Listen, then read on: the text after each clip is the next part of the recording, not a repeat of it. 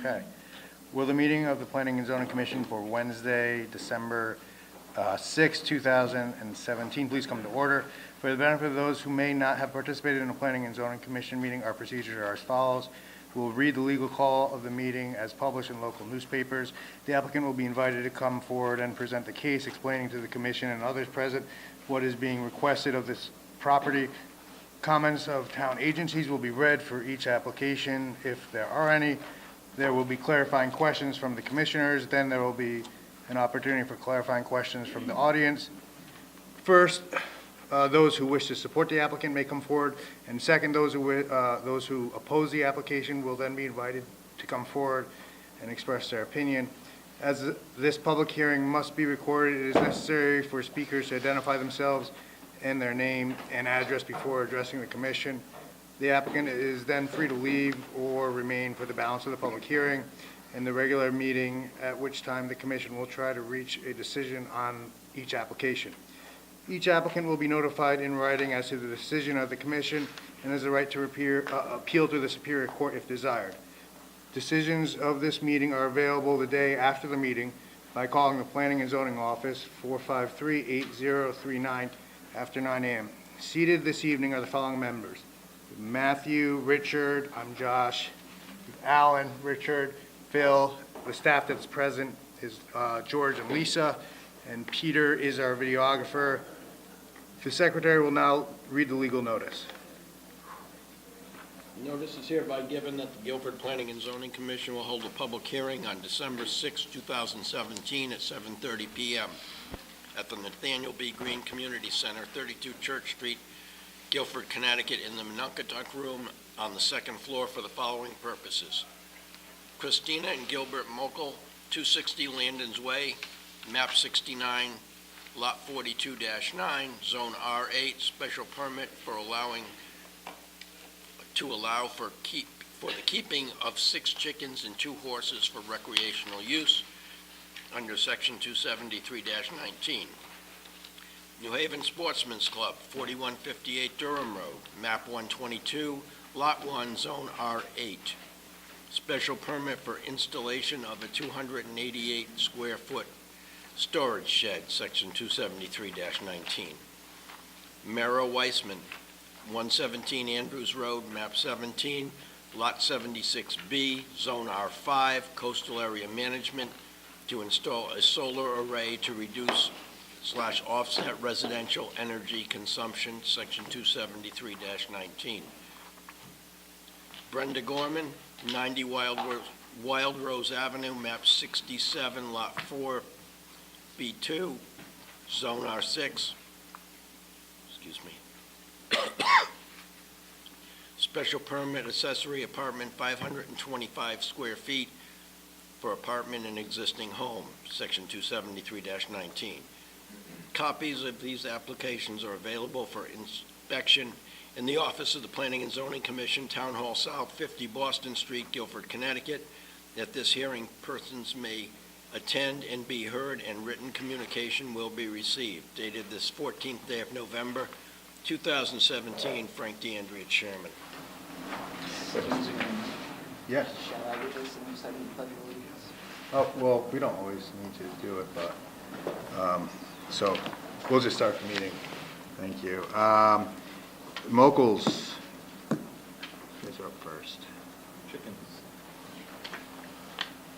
Hi, good evening. Hi. So we are Christina and Gilbert Markle from 260 Landon's Way, and we are applying for a special permit to allow the keeping of 6 chickens and 2 horses for recreational use, and we have submitted our best practices and also map of the corral and the backyard with all the pertinent information that was requested. And has anything changed since the last time you presented? So there was, I believe, a site visit by the Agricultural Committee, Okay, yep. and I guess we're going to hear.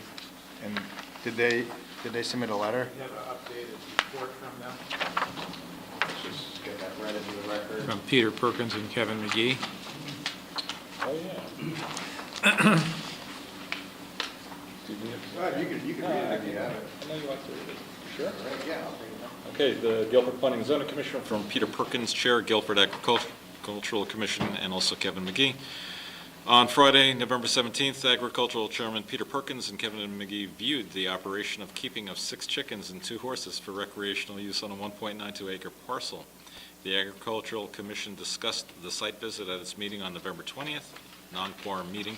The consensus from the meeting is that the Mochels are following best management practices for their agricultural operations. The property is divided into 2 grazing areas and a sacrifice area. The sacrifice area is utilized as a turnout area and riding ring.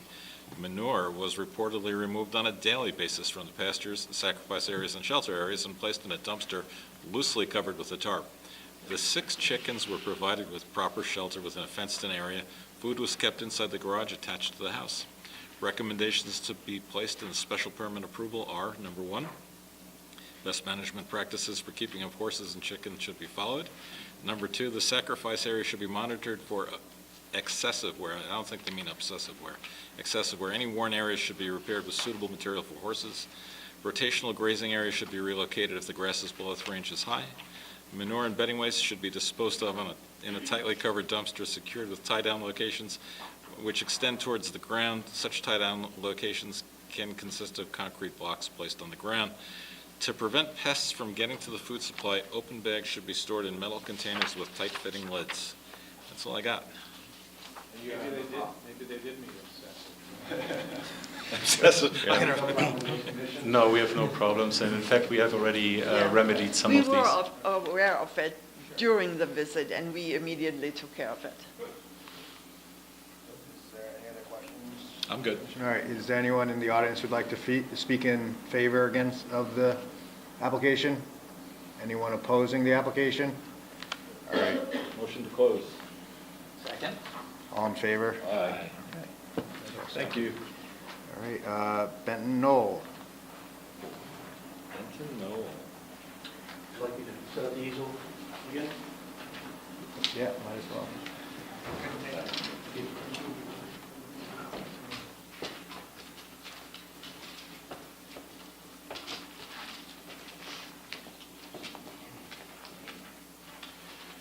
Good evening. My name is Russ Smith, from Amity Construction in Benton's Knoll. My office is located in Old Lyme, Connecticut. We are here as a follow-up to last month's meeting, or 3 weeks ago meeting, regarding an application for a modification to a permit originally issued for Benton's Knoll in order to modify the approval to be able to approve a swimming pool on unit number 7. We submitted last time drawings showing the proposed location of the pool and the house. This is at the top of the cul-de-sac. There wasn't a lot of comments that I remember last time, but I'm happy to answer any questions that we might have at this time. Has anything changed since the last time? No. Any questions? I'm good. All right. Is there anyone in the audience who likes to speak in favor of this application? Or against the application? Okay. Motion to close. Second. All right, all in favor? Aye. All right, Thank you. thank you. All right. Brian Weedy.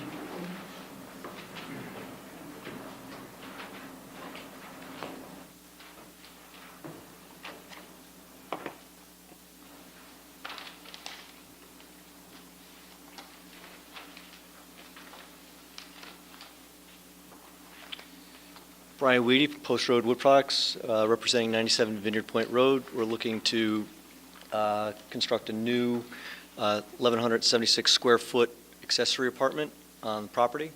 It will be owner occupied. There's more than 3 parking spots on site, and we fall well below the allowable 1,200 square feet, based off of the square footage of the existing house. The existing house is 4,800 square feet, so if we do the 30% rule, the 1,200 still comes into play, so we're below the 1,200. Questions? Anything new since your last application, Nope. time in front of us? No? All right. Nope. Do you guys have any questions? Good. Okay. Anyone like to speak in favor of the application or oppose the application? Okay. Motion to close. Second. All in favor? Aye. Thank you. New Haven Sportsman Club. Good evening. For the record, I'm Attorney John Corona from the law firm of Lang & Corona in Middlefield. I'm here tonight with Wolfgang Hintz, who is the president of the New Haven Sportsman's Club. We're here this evening to ask your approval for a storage shed as described in our application. It's a 12 by 24 building that's set on a gravel pad at the site. We believe it complies with your setback rules. We've spoken extensively to Reggie Reed about the subject. We are asking you to waive the site plan. There is an existing site plan. This is a relatively modest addition to the site. The purpose of the building is to be able to store a tractor so that roadway at the site and other features at the site could be maintained. There's really nothing stored in the building other than maintenance equipment, and that is the intended purpose for the building. There aren't any activities. There isn't any plumbing in the building. It's purely a storage facility with electricity for lighting. Be happy to answer any questions. If I can't, Mr. Hintz maybe. Materials stored?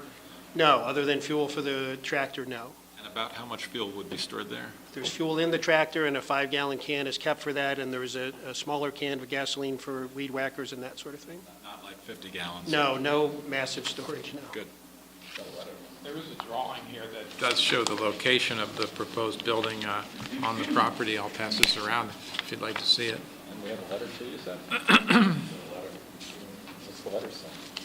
This one's from Dennis Johnson, dated December 5th, 2017. Subject to Haven Sportsman's Club, 4158 Durham Road, map 122, lot 1. The applicant's proposed 12-foot by 24-foot shed will not conflict with the location or function of the septic systems currently on site.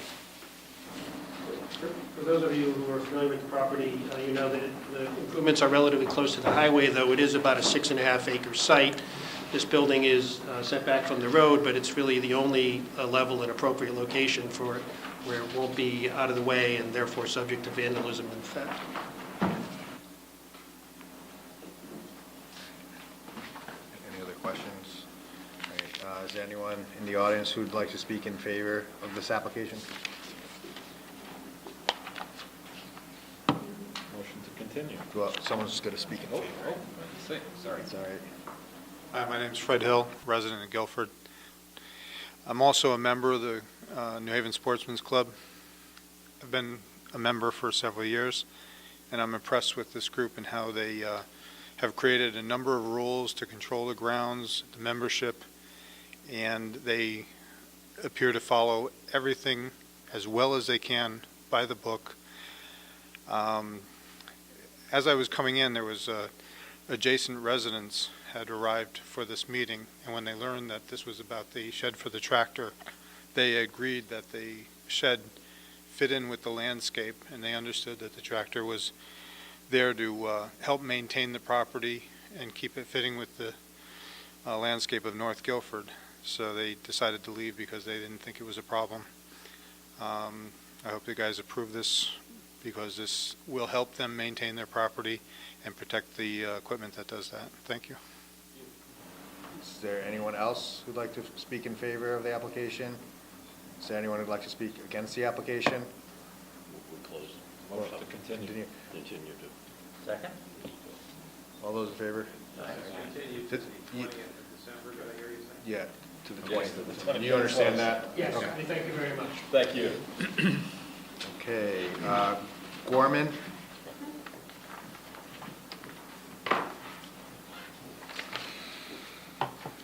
Hi, I'm Brenda Gorman, 90 Wild Rose Avenue. I'm asking for a special permit to create an apartment in the existing home.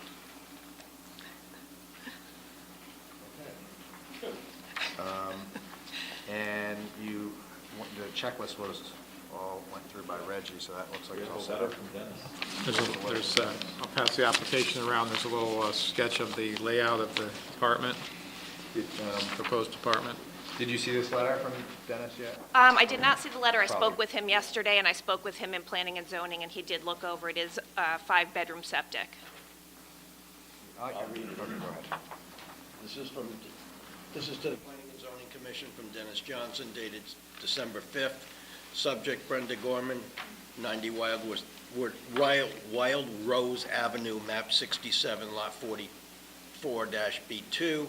The septic system for the applicant's current 4-bedroom house is sized for a 5-bedroom discharge capacity. As such, it provides adequate wastewater capacity for the proposed 1-bedroom apartment addition. It is recommended that the applicant's proposed apartment be approved. Do you want a copy of this? No, that's okay. And I'm sure it gets finished. you have more than 3 parking spots? Yes. There's ample parking there? Yes.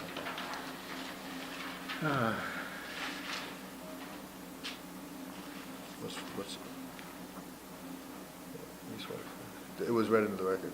Oh, okay. Okay, yeah. Does anyone else have any questions? I'm good. Are there any questions from the audience? No? Anyone like to speak in favor of the application? Anyone against the application? Okay, so, To the 20th. 20th. 20th, yep. All right, wonderful. Thank All those you. in favor? Thank you. Thank you. All right. Troutus, John? Next door is Ezekiel. Troutus? At the other meeting for the time being, Ooh. so skip that one. All right. Back. Weissman?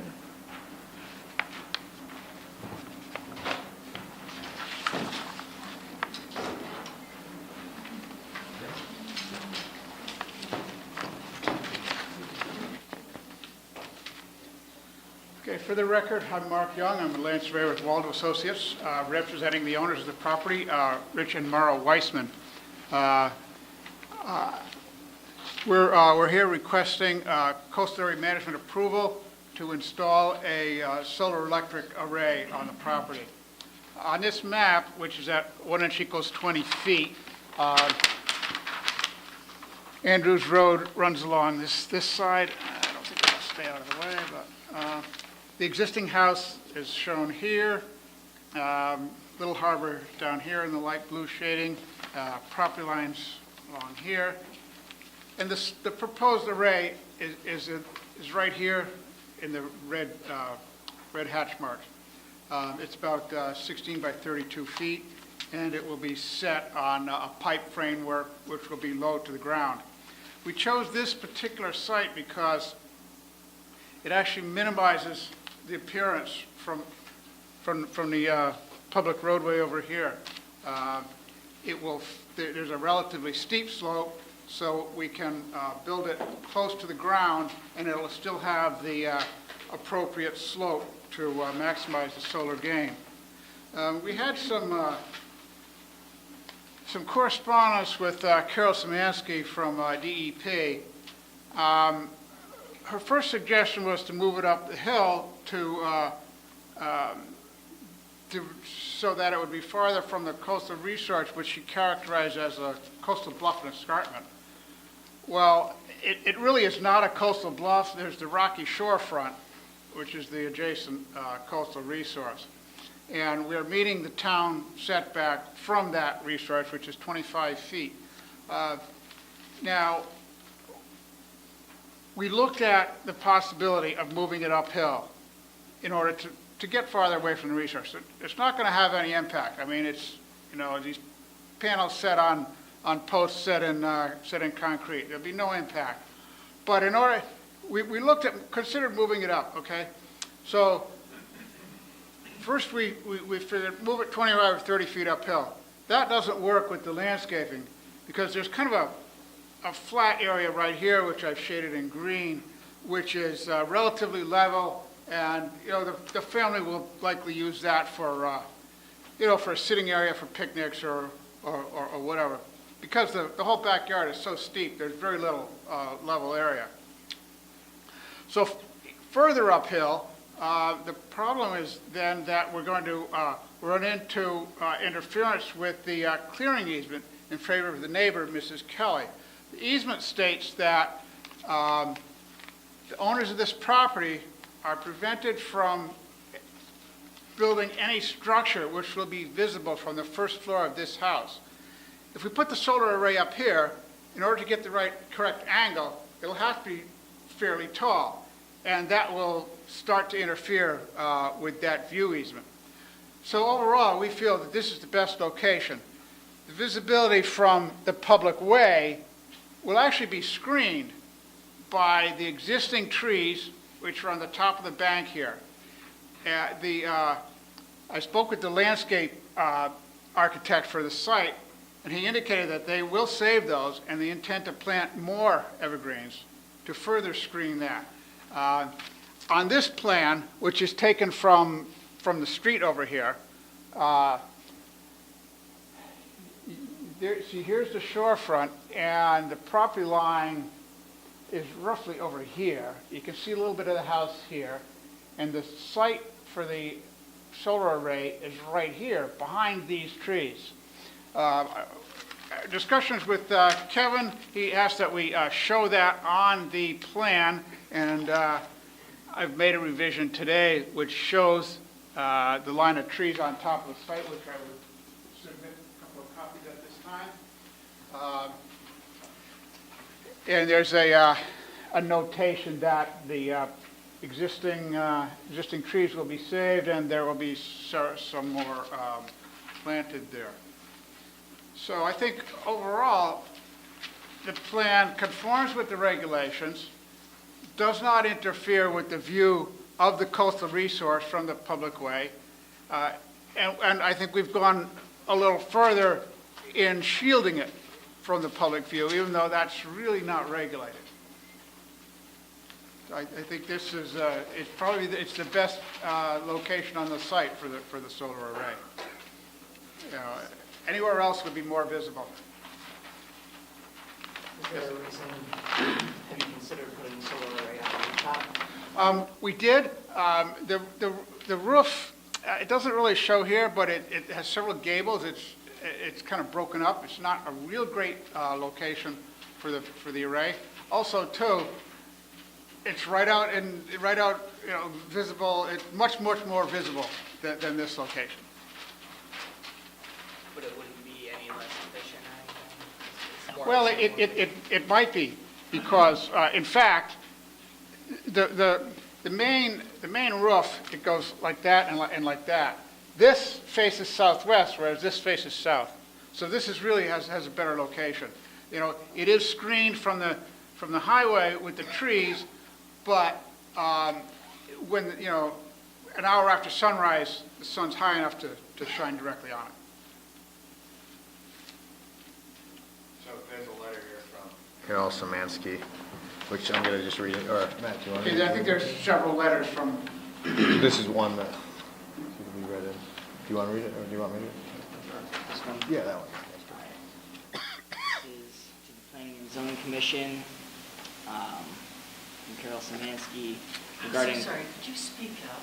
Yes. That's only to the TV. This is regarding a coastal site plan review proposing solar panels on a slope at 117 Andrews Road. Mara Weissman, applicant. Dear Commissioners, thank you for your email of November 17th, 2017. Project description is as follows. The applicant is requesting approval to build a solar panel on the rocky slope near coastal waters. There appears to be sufficient land area on the 1.83 acre lot to locate this solar panel elsewhere on the lot without disturbing the rocky slope and impairing the public's view from the water. We recommend the solar panel be located on the upland further away from the slope in coastal waters. Coastal resources present on the site include coastal hazard area, tidal wetlands, beaches and dunes, bluffs and escarpments, coastal waters, rocky shorefront and shorelands. Visual impacts. We support the applicant's application to locate solar panels on the subject site. However, locating these solar panels on the slope near coastal waters will adversely impact public vistas and viewpoints from the water. We believe there is sufficient land area on the upland and off the slope on this 1.83 acre site where these solar panels can be located. Statutory policies that define adverse impacts on coastal resources include Connecticut General Statutes, Section 22A-93-15F, in quotes, degrading visual quality through significant alteration of the natural features of vistas and viewpoints, end quote. In conclusion, we continue to recommend that the proposed solar panel be moved an additional 25 feet to the north-northwest away from the slope in coastal waters. We hope that these comments are helpful to the Commission. Pursuant to Connecticut General Statute, Section 22A-110, we request that these comments be read into the record at a public hearing for this application. If we could be of further assistance to you or in any other coastal management or Long Island Sound-related matter, please feel free to contact me, 860-424-3138. Sincerely, Carol Szymanski, Environmental Analyst 2, Office of Long Island Sound Programs, Bureau of Water Protection and Land Reuse. Mr. Chairman.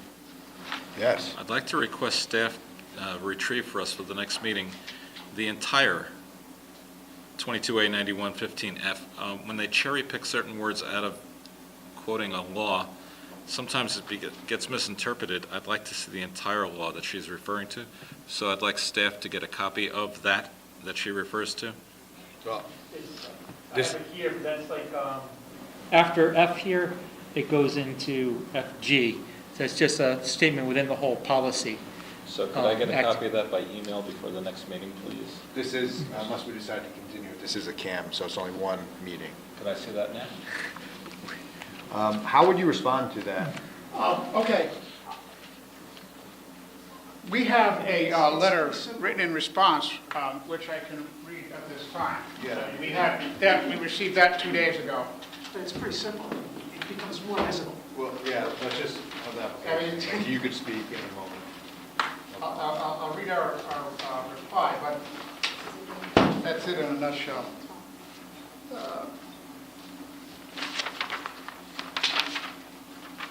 Okay, here's our response to Ms. Szymanski's letter, dated December 6, 2017. Dear Ms. Szymanski, with regard to your second letter pertaining to this project, dated December 4th, 2017, we offer the following. Project description. The coastal resource identified on the property is not the rocky slope of the hillside. Rather, it is a rocky shorefront. The solar panel array is not proposed on the rocky shorefront. The proposed location complies with the required structure and impervious cover setback of 25 feet, as per Guilford zoning code, section 273-91H. The solar array at the proposed location will not affect the downslope rocky shorefront. A gravel pad has been proposed to promote infiltration of stormwater runoff from the area of the proposed solar array. Visual impacts. CGS section 22A9315F states, F, degrading visual quality through significant alteration of natural features of vistas and viewpoints. The Guilford Coastal Area Management Regulations, which will augment and beyond the original state template for coastal area management regulations, defines view requirements in 27391J1. Buildings and structures shall be located in such a way as to maintain views of the coastal resources from the nearest public street or right-of-way used by the public to the greatest extent possible, but at a minimum shall provide one straight uninterrupted rectangular view lane per property whose width is not less than the minimum side yard width for the principal structure in the district in which the property is located. Said view lane shall be located within the side yard of the property. Such a view lane is provided at the southerly end of the property at 117 Andrews Road between the cottage and the property line. A view lane approximately 24 feet wide, which is wider than the required 20-foot side yard setback, is provided. The post rail fence on the subject property and continuing on the adjoining association property is see-through and conforms with 27391J3. Hence, as CGS section 22A9315F is interpreted under the Guilford zoning code, the proposed location is compliant. Further, application of the broad opinion contained in the December 4th, 2017 letter that the proposed structure will adversely impact public vistas and viewpoints from the water is not technically supported and is so far-reaching and subjective that it could potentially prohibit location of any structure on any property located in the CAM zone and is impractical. Deed restrictions. Guilford Land Records, Volume 259, page 270, defines a scenic defines a scenic easement in favor of the adjoiner over the subject property, Lot 2, which states that no building or other structure shall be erected which would interfere with the grantee's view of the Long Island Sound or Little Harbor from the first floor of their present dwelling located on Lot 1, as I mentioned. At the presently proposed location, the solar panel array complies with this deed restriction. Following the recommendation to locate the structure 25 feet or more upslope conflicts with this deed restriction. Landscaping. Beyond all of these issues, the December 4th, 2017 letter does not consider that the solar array will be screened by the existing stand of cedar, pine, and oak trees currently growing on the upper limit of the rocky shorefront. These trees will be saved. Additional evergreens will be planted to enhance this screen. Setting the solar array upslope would make it more visible, as it would then be above the stand of trees. We request that these comments be read into the record at the public hearing for this application. Signed, Robert Sonicson, P.E. Kevin, is Carol going to be responding to this letter that was sent?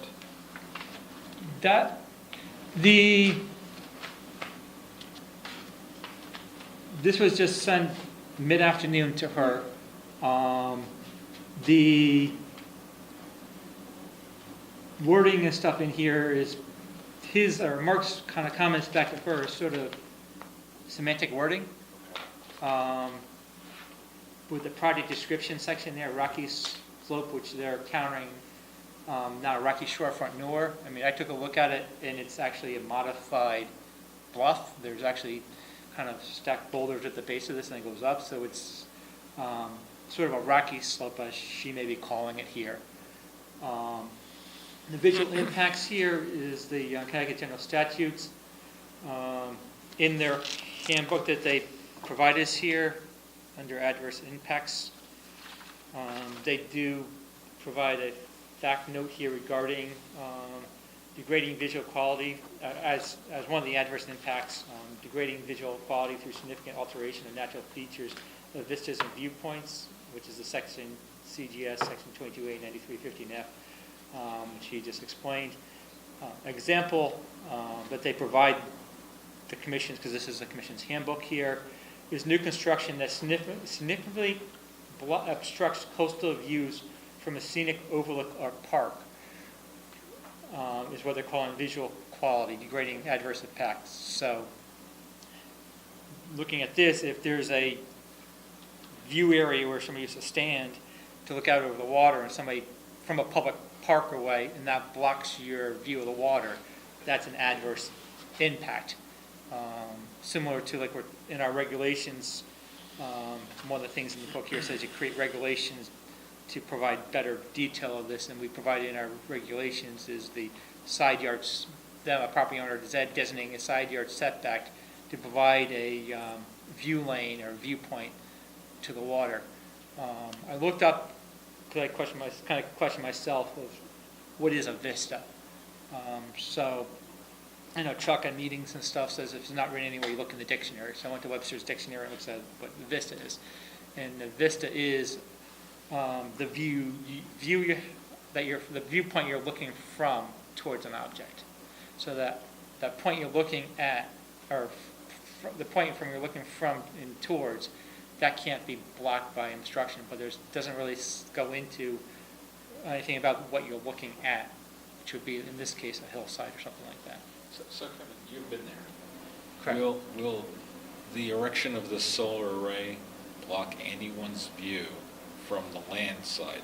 In other words, their neighbors, will this be in their view of the sound? Because the way he's presenting it is that it kind of hugs the land slopes, has a good slope there. I haven't been up on the property, the neighbor's property there, but her property's not really public property, which this, the regulation seems to go with. But there's nothing, it doesn't obstruct a view from a public piece of property. Okay. So do you agree with Carol's overall findings that this should be pushed back 25 feet? It's currently a grassed area. It's been a disturbed area through construction. So any value that was there. It's grassed over. There really isn't any coastal significant hazards there. The construction is basically several sonic tubes going into the ground, and then the disturbance of 16 feet by 16 by 32. whatever the width is there and graveling it, so there is potential erosion process during that period between digging and putting the stone back in there. So impacts that way, no. The definition of the escarpment and bluff, there's no more, since historically this property has been sort of protected by a stone, I guess, bulkhead, I guess you would consider the rocks stacked up through there. Natural rocks that have been there for 1,000 years. There's some large rocks, you can see in the picture, they're kind of sort of stacked there. They're 10 foot by 3 or 4 foot high rocks there. So there's no interaction between the water and the land, which is the definition for the bluffs and escarpments of protection, because you're not getting the waves hitting it, putting sediment back in the water, which then moves down and creates beaches and stuff like that. So that interaction is not there.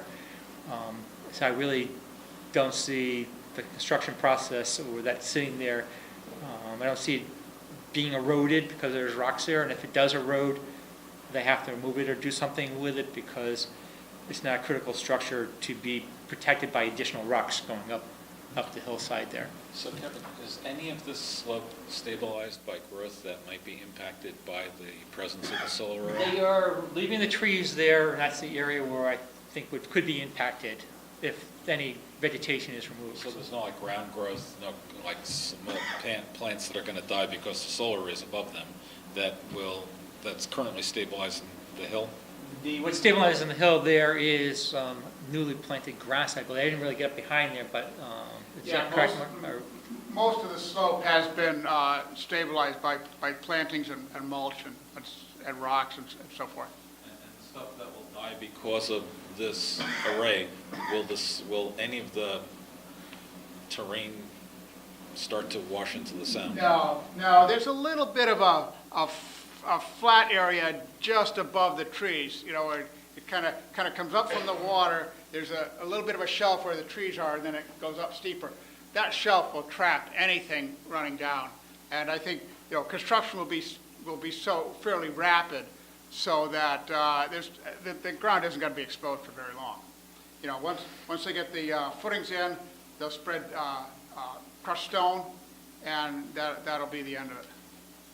The material coming out, Mark, is that just going to be placed on a truck somewhere or moved on somewhere else? The panels? No, when you dig down that 3 or so inches for the stone. To go into, that's going to be in a truck and moved somewhere, or what's the plans?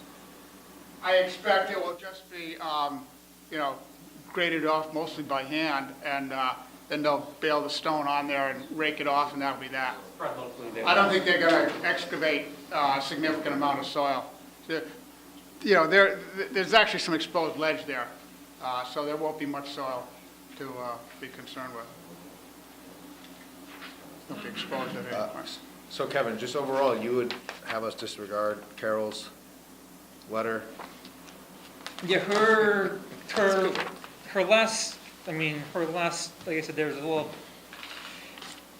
the 25 feet is what she's asking for to be changed. I don't see the movement of that having any impact. I think moving it up, even though it's not our rule in terms of visual impact, looking at the hillside, but moving it up would make it more visible from the water and from the road there. So setting it sort of lower here provides a better view of the shore there than the panels being pushed up higher. So she's making this a recommendation, not a requirement. Yeah. So there really isn't. Kevin has made me feel a little more comfortable that there's an environmental impact on the site. Kevin, there's a letter here from you. Do you want me to read it in? Yeah, I'll take care of it for you. Go ahead. The applicant is proposing to install solar panels on top of a modified bluff. As noted in the letter dated December 6, 2017, from Waldo Associates to Kirill Zemensky of the Connecticut Department of Environmental Protection. The solar panels will be screened by the existing standard cedar trees. The work being conducted is located outside the flood hazard area and has minor impact on the adjacent coastal resources. In order to make sure that the coastal resources are protected during the construction process, I recommend the following conditions of approval.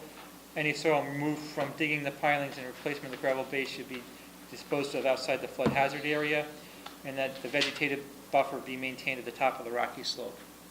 You have no problem with either of those conditions? No, that's fine. That's pretty much what we had proposed. All right, are there any questions in the audience? Go ahead, can you just stand up and state your name, please?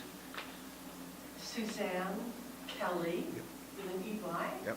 91 Andrews Road. Okay. Does the array have to be as big as they are proposing? Well, I'm not an expert in the field, but I would say that that's probably about the smallest size that would really be worthwhile to install.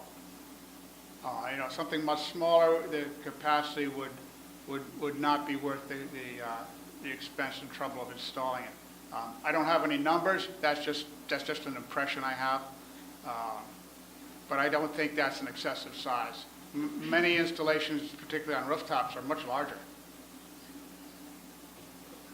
And so, Also, too, I think that size, as has been pointed out, it'll be pretty much screened by the existing cedar, pine and oak trees that are on the top of the bank there. And it'll add, from your property up here, it will not be visible at all. Unless, if you come right over here, stand up on the top of the hill and look down there, well, maybe you might see the edge of it, but that's about it. As you know, as I mentioned, this view easement is one reason we put it down there, because if we put it up here, it would have to be standing up in the air, and then it might be visible from your property, which would be a violation. So we wouldn't do that.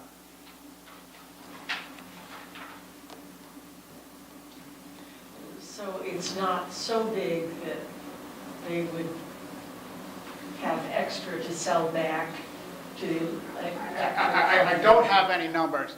I suppose. I can tell you exactly how much. Okay. It produces 400. Could you identify yourself, sir? Richard Weissman, homeowner. It produces $450 a month's worth of electricity. My house uses a substantially greater amount of electricity each month. I don't even So think it's not being It's, sold. we're net metering, you can't sell it. you can't sell back the Yeah, electricity. and it's exactly, it's. there's- Under Connecticut law, you're not allowed to sell back the electricity. We got into this with the bishops. Yeah. Well, private property. I think farms actually can sell a certain portion of it back, but private property, you're not allowed to. You would think they'd let you.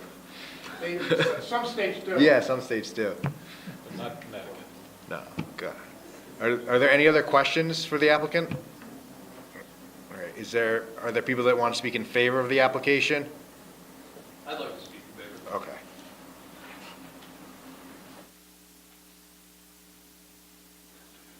I'm in favor of solar power anywhere it can go. Can you just state your name and address for the record? Doug Baldwin, I live at 124 Andrews Road, it's across the street. I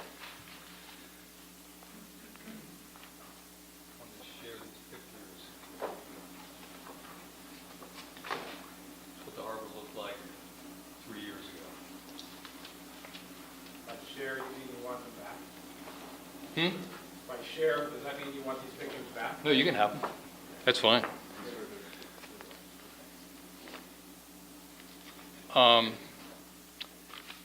And this is a coastal application, coastal management application, professionally marked up with the areas where this property has, you might say is possibly needs oversight in these particular areas. Drainage, steep slopes, view sheds, and the like. And you can see what the property development has been so far. Is this in favor of the application? Yes, it is. Okay. Yeah.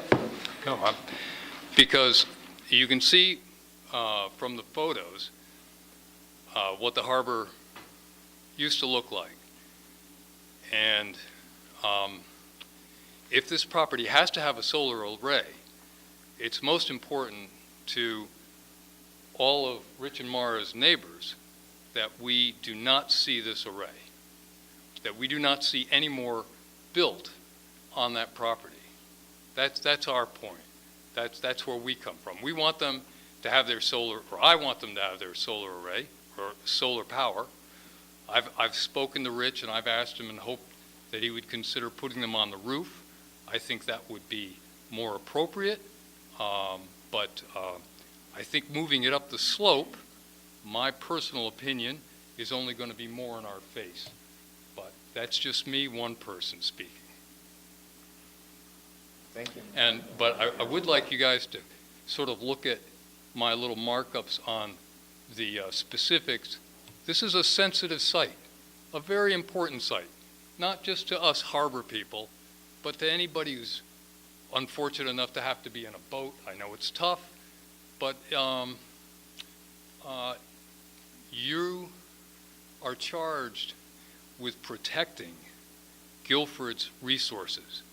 And one of our resources is what our coastline used to look like. And if you allow it to get so overdeveloped, it's not going to be an asset anymore. The zoning enforcement officer looks at your, this has, I don't think you'll need necessarily- any help deciphering it Okay. with that professional job I did there. All right, are there any people that would like to speak in favor of the application? Any other people? Go ahead. Hi, Chuck Paggio, I'm the contractor on the site. And my address, 76 Waterside Lane in Clinton. It's kind of hard to explain when Mark's explaining it, but it comes off the shore it's a shallow, it's almost like not a pitch at all, barely downhill. And then the bank goes straight up about 10 to 12 feet. And that's where we're tucking the solar array right against that bank. And it's hidden behind the trees, and it's probably the best location for it on the site. I've reviewed the site. I'm quite familiar with any location that would work, and this is, in my mind, the best visual location. And it works for the neighbors, and I think it works for Rich and Mara. The other thing is, most of this is not going to be into dirt. This is all ledge. So we're going to dig down like 10 inches, and we're going to find ledge, and we're going to be bolting this thing down. There's ledge running all the way up this hill. So it's almost totally ledge with just a little fill on it. Thank you. Thank you. Are there any people that would like to speak against the application? Just come up. Whoever would like to come up first.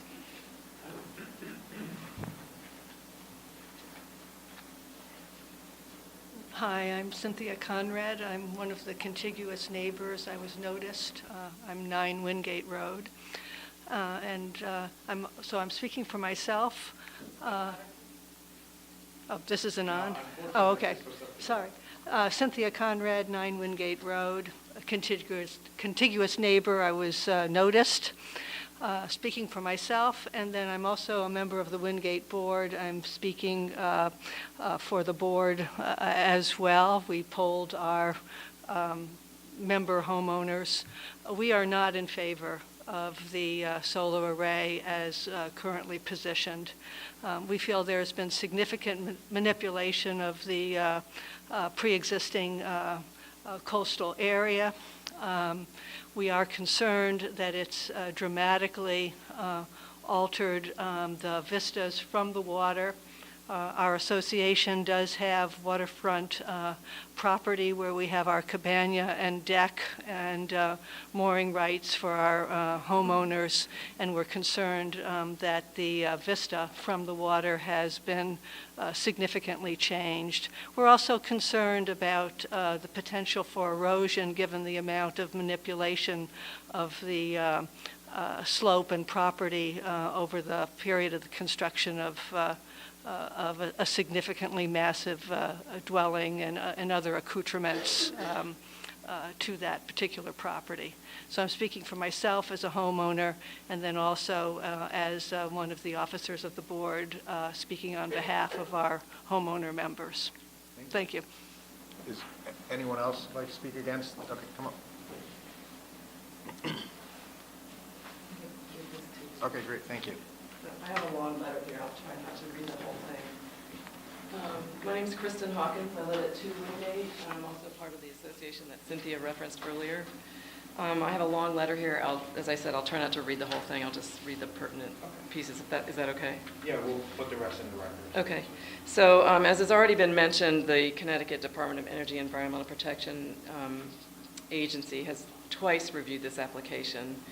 2 letters from Carol Szymanski were submitted relative to this application, one in response to a rebuttal letter that came from the applicant. The pertinent sections of the CGS that were stated as relevant, I'm not going to read what they are, but there's 2 of them. One of them has to do with the goals and policies of those regulations, and the other has to do with defining what adverse impact is. And I will read that one. That one has to do with degrading tidal wetlands, beaches and dunes, rocky shorefronts and bluffs and escarpments through significant alteration of their natural characteristics or function.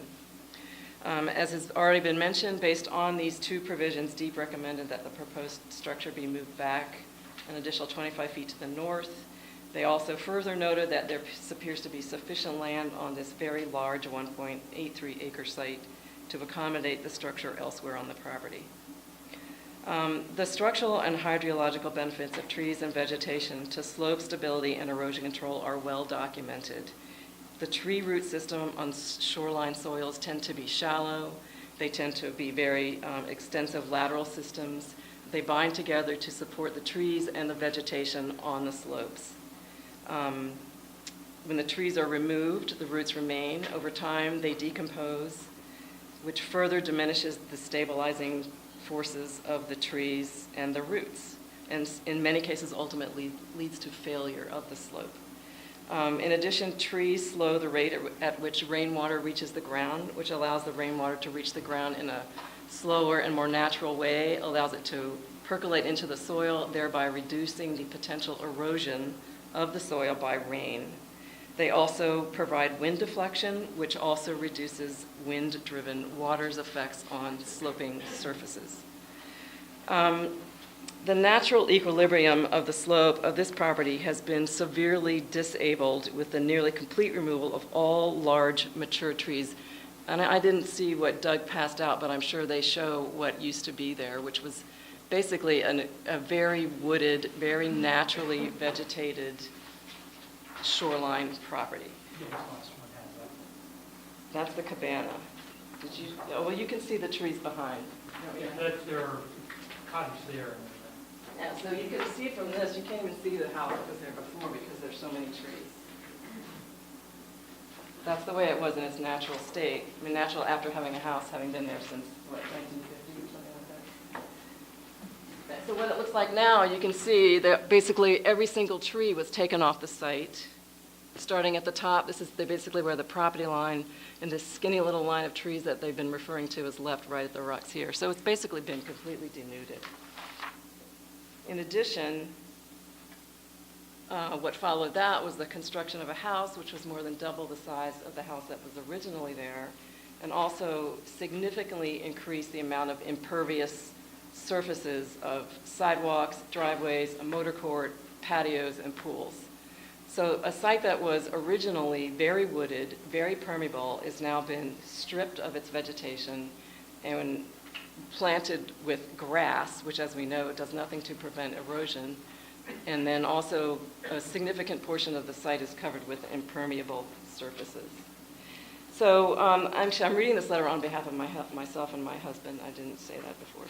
So in addition to the 2 regulations that have already been noted, we actually believe that there's a third that is very pertinent, and it is Chapter 444, Section 22A, 92A1, and it says, to ensure that the development, preservation, or use of the land and water resources of the coastal area proceeds in a manner consistent with the rights of private property owners and the capability of the land and water resources to support development, preservation, or use without significantly disrupting either the natural environment or sound economic growth. We object to the obvious disruptive effect that this proposal will have on the natural resources present in Little Harbor. Reckless planning inflicts immediate and long-term harm on natural ecosystems. These ecosystems include habitat for shorebirds, fish, and shellfish.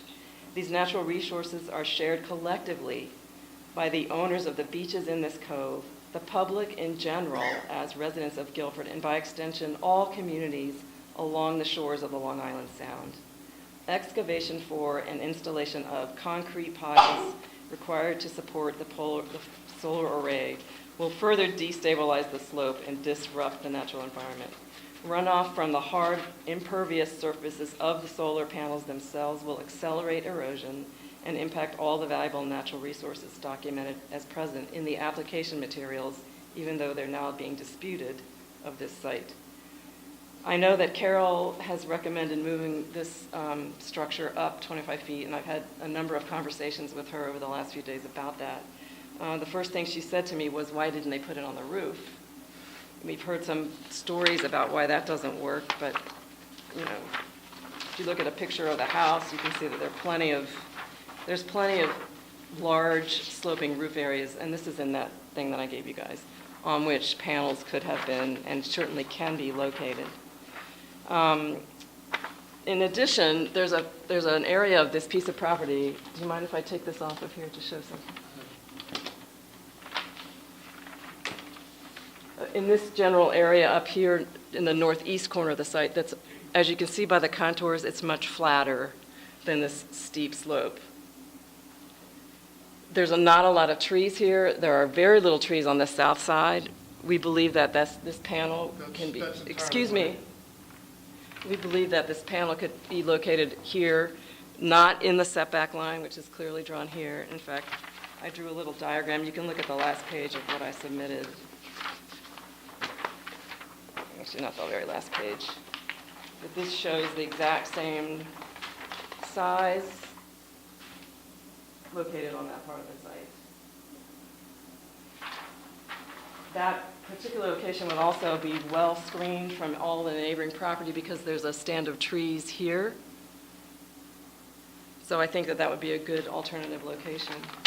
I'd also like to touch on something Doug said. You know, we've talked a lot about the environmental impact, which is really where your purview is. We've talked about views of the water. We haven't really talked about views from the water to the shore and views from public places like the streets and like the beaches to the shore. You know, we're pretty lucky. We live in a place it's very beautiful, and there's a lot of, it's a collection of things that contribute to the beauty of the Connecticut shoreline. And it's really a shame that consideration of things like the beauty of the shoreline are not within the purview of this sort of commission.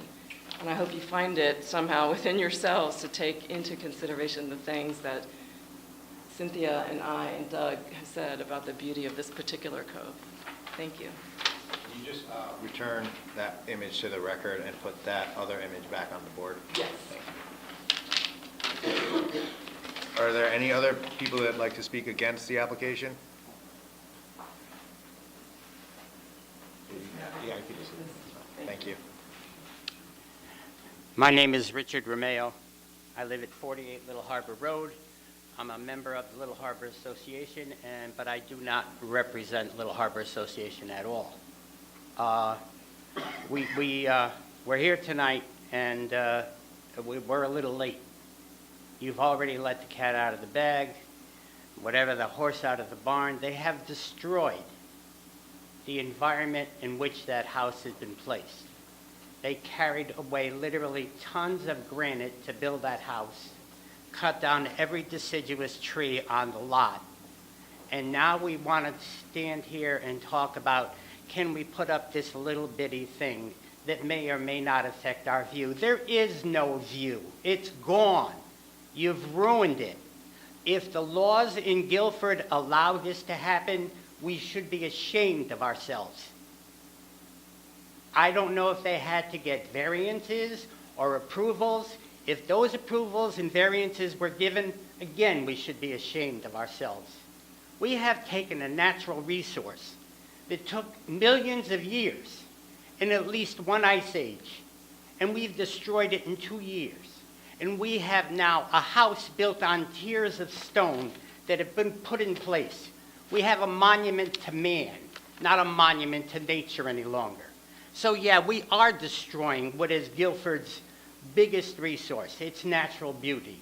We have some of the best and most beautiful inlets in Connecticut, in anywhere, and we're allowing them to be destroyed.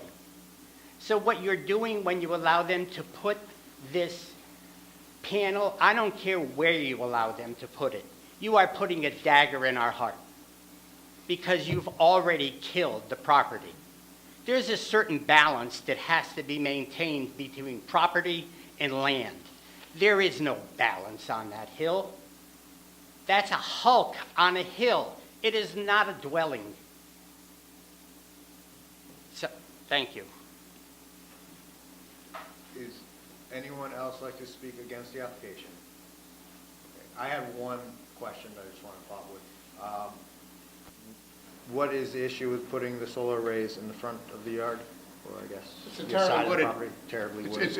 It's heavily wooded, yes. That's not true. It is. There is, it's been cleared, there's a slope here that's been cleared, but this part is wooded. They would be of no use up there. The angle, the garage in the house Yeah. would block most of the sun during the day. Exactly. The roof of the main house would block the sun most of the day, so the solar panels might well not be put in if they're going to go there.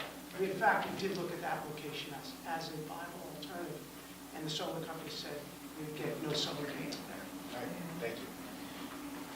Do we have any other questions? Oh, yep. One more thing, I'm All sorry. right. I agree with Mr. Baldwin about a solar paneling or an alternative. Ms. Kelly has an alternative heat source. She's got geothermic heat, and it doesn't bother anybody's view. It doesn't affect the land adversely. Nobody has to deal with anything.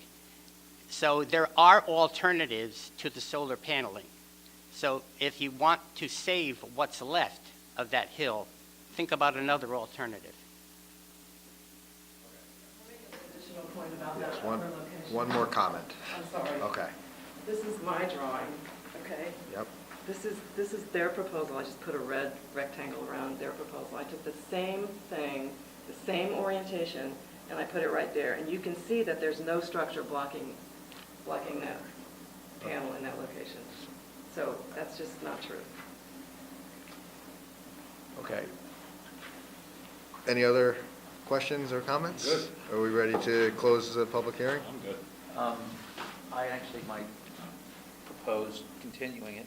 I'd personally like to take a drive-by, so we're not left with conflicting opinions. But Would you I like mean, to? is there any way that, Kevin, that we can get a response from Carol? Because I do sort of feel like you're almost at odds with her, which is unusual. And we could just get something from Carol that says, Do you want to schedule a walk meeting? I don't think that's necessary. I think we can more than, we can drive by or something like that. But. We can check to see if there's a comment from Yeah, all we can those see, 'cause offices, a letter was comments to written, her. what, today? It was today and dropped in my desk about 2 So o'clock let's, this afternoon, well, so. I mean, that's not that uncommon for this stuff, but let's, you do, yes, Can I just ask a question? yeah, go ahead. I find it a little bit astonishing that you'd be willing to rule on something like this without going to look at the site. I mean, we've all talked about how beautiful it is, and you can't tell it from anything we've shown you. You can't really get an appreciation about I mean, how beautiful it really is. I have been to the site, and I'm But familiar with it. maybe everybody hasn't. I understand that, and we're gonna figure out how we want to handle it as well. So I think that it would be fair, at least for Carol, to be able to respond to the letter that you dropped off today, unless you have an objection to that. Okay, so if we continue this here, meeting till the 20th, I'm okay with it. Well, we could, yeah, that's fine. In terms of site visits, you can either do it on your Yeah, do own it and on drive your by, own. or we Yeah, can have a meeting there. I'd rather do it on our own so that we don't have. So you don't have to Yeah, notice so we it. don't have to notice it. Is Is it accessible from a public road for us to see it, or do we have to enter the? Yeah, it should be. Okay. Okay. Yeah, it's easy. And And you can we visualize it from are not here on the 20th. So then, I guess we'll have our attorney in. would you like us to kick this to January? Yeah, look, I Okay. mean, So the then why answer don't- is, just so you all know, Yeah. the answer is, it moves up a hill and becomes more visible. That's the answer. I don't think that's what you want. We chose a location because it's well screened and because it has no impact. And so I get that people don't like my house. I can't help that. I built the house. Built it the way you all told me to, where you told me to, and put in all the drainage, put in double the size of the rain garden, bigger than I was required to by law, did everything actually beyond what I was asked to. There was more drainage on that property than was required by the engineer, because we wanted to make sure there wasn't erosion. So I've done everything everybody's asked me, and more. So the bottom line is, in this instance, if everybody wants me to make these solar panels visible to the entire Long Island Sound, fine. So where they're going to ultimately go won't impact me, it's going to impact everybody else.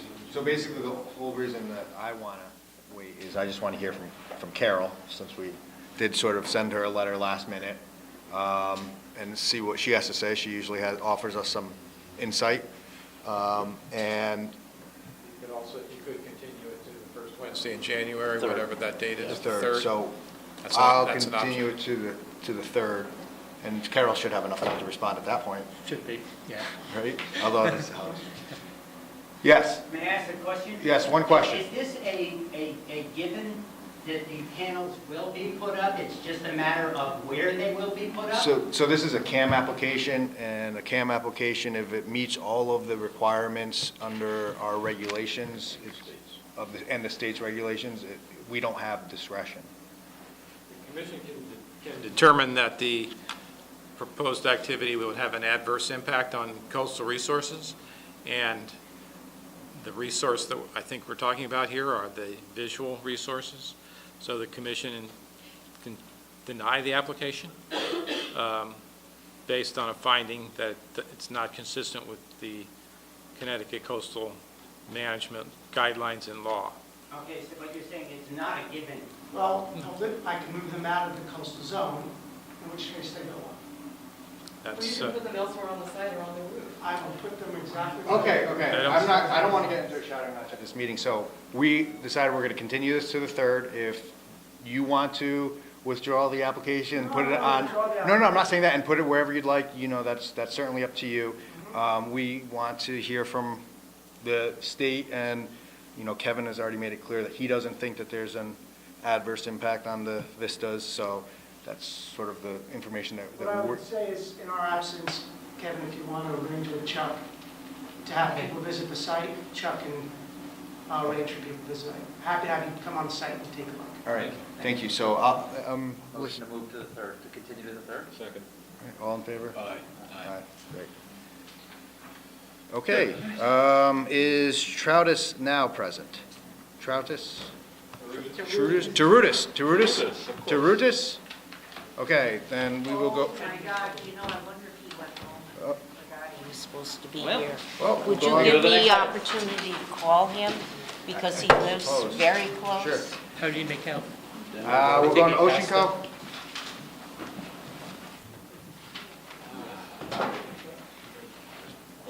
You.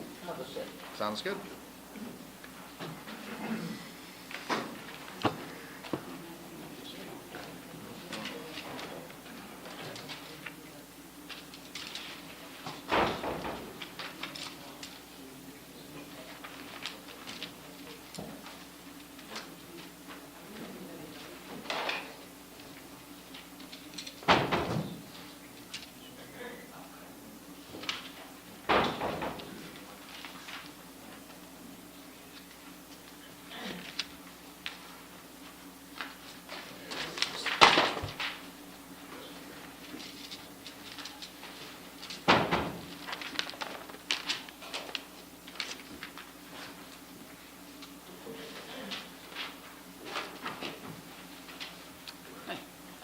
Good evening. You're back. We're back. My name is Jeff Westermeyer with Coastline Consulting and Development, LLC, in 57B East Industrial Road in Branford.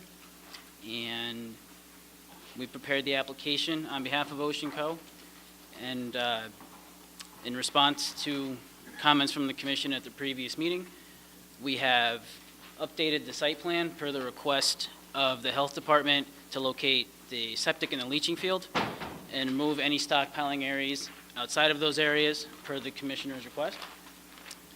And we, per the commissioner's request, also prepared the professional engineering analysis to address concerns with respect to the ability of the wall to retain the fill behind it, to address erosion, the ability of the area to function as an area for stormwater retention, and certification of the volume calculations, because there were some questions about those as well. And the professional engineer who provided the analysis is here tonight if there are any questions with respect to the analysis. I know last time there was, again, some competing issues with Carol. Did you happen to get a hold of her and have, resolve any issues that you had with her? What I did was, first thing, I emailed Carol a point-by-point refutation of what she identified as deficiencies in the application in an email. I forwarded that email to Lisa. I don't know if that was then forwarded to the commissioners. It's in the packet here. Okay. And Carol responded to that? Carol did provide a response. I believe I also provided that to the commissioners. So we're going to read that and hopefully It was more general than being specific to the body of the email. Her general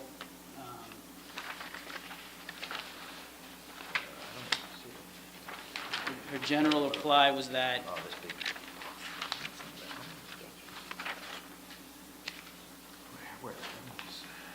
I'm gonna just read it all into the record, I guess.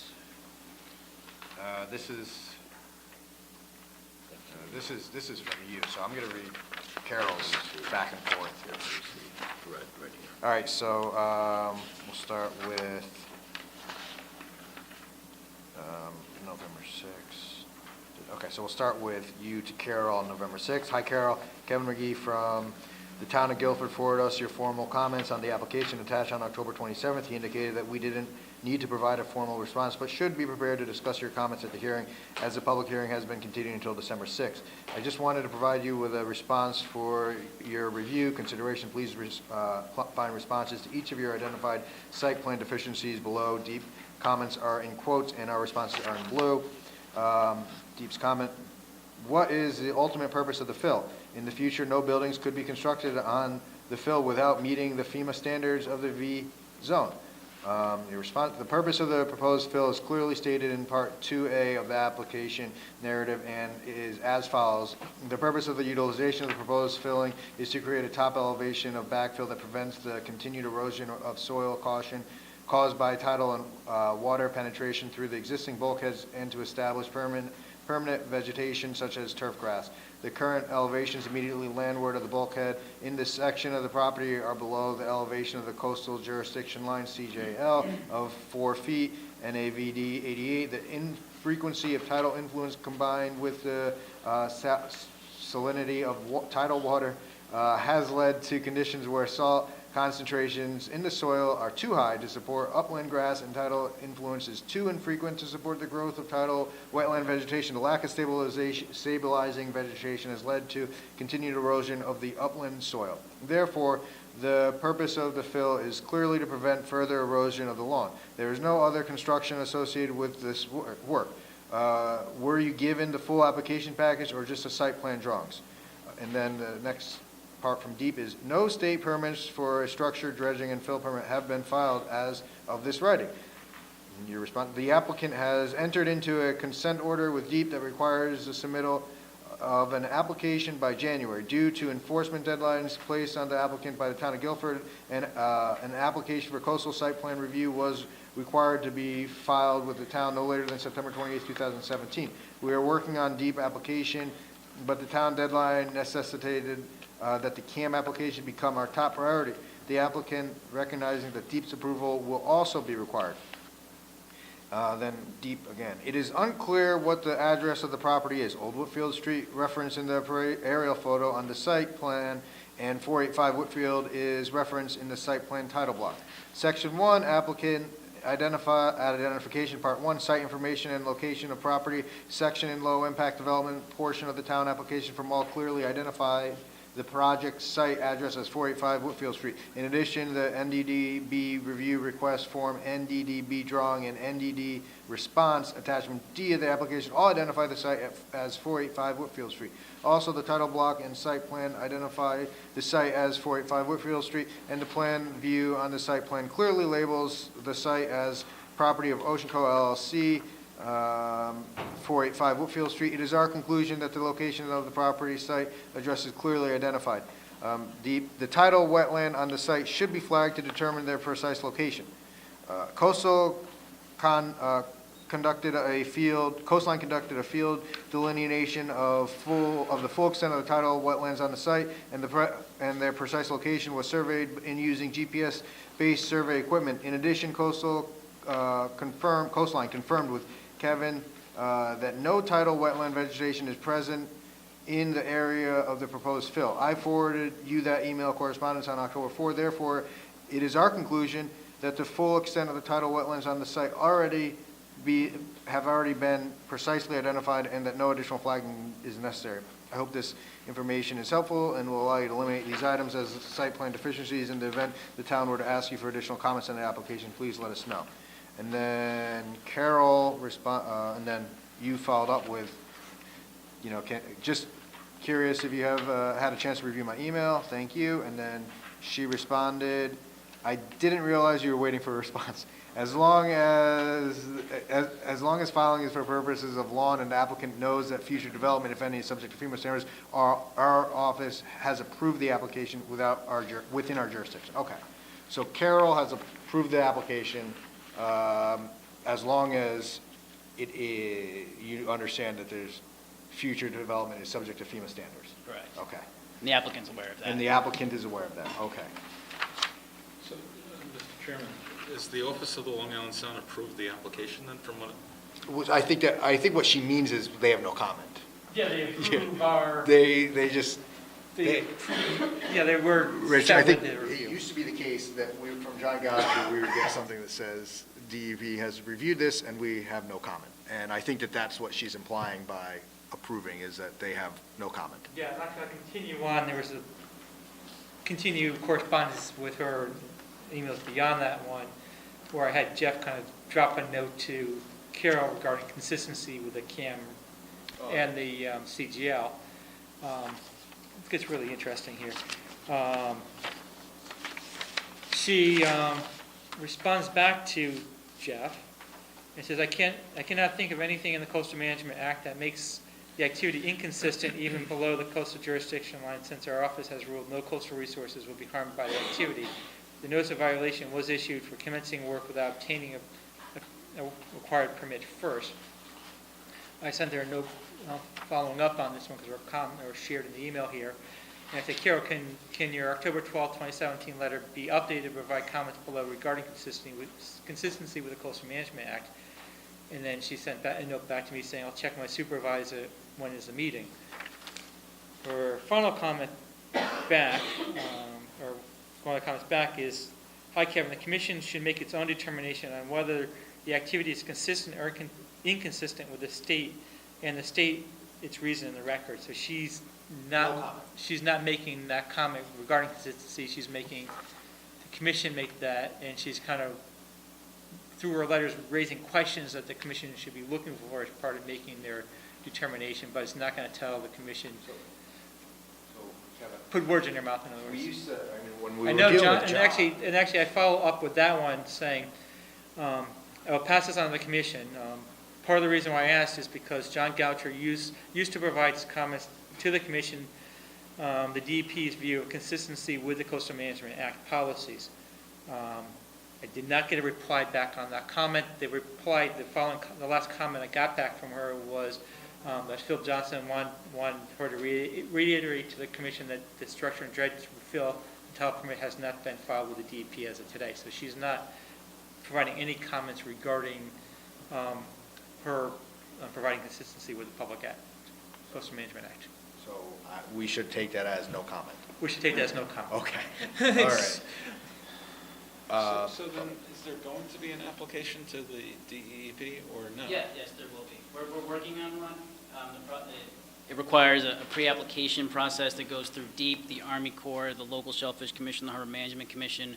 We're on the commission meetings for this month to get the feedback from the Harbor Management Commission. Once we have that, we'll have the full application submitted to DEEP for their review. There's an email correspondence that I'd like to enter in on Phil's.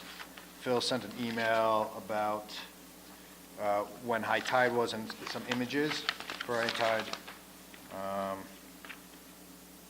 He just sent a picture and Reggie Reed responded, "Thanks, Phil, for the picture. The full moon was 11/4. I think it was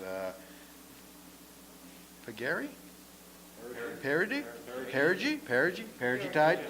There we go. I noticed on Saturday the marsh was full of water during the 11:34 a.m. high tide. So this, I don't know if you want this or whatever, this is going to be entered. This is in our record. I don't know if you've reviewed the full record, just so you're aware of that. That is the photo that Reggie forwarded me. Okay, perfect. So you're familiar with the photo. Does anyone have questions before I open it up to the floor? Okay. All right. Are there any people in the audience that have questions of the application? Josh, I just have one thing. I did listen to your last meeting here. When my memo was read into the last meeting, it's a double-sided document. The backside never got copied in here. So let me,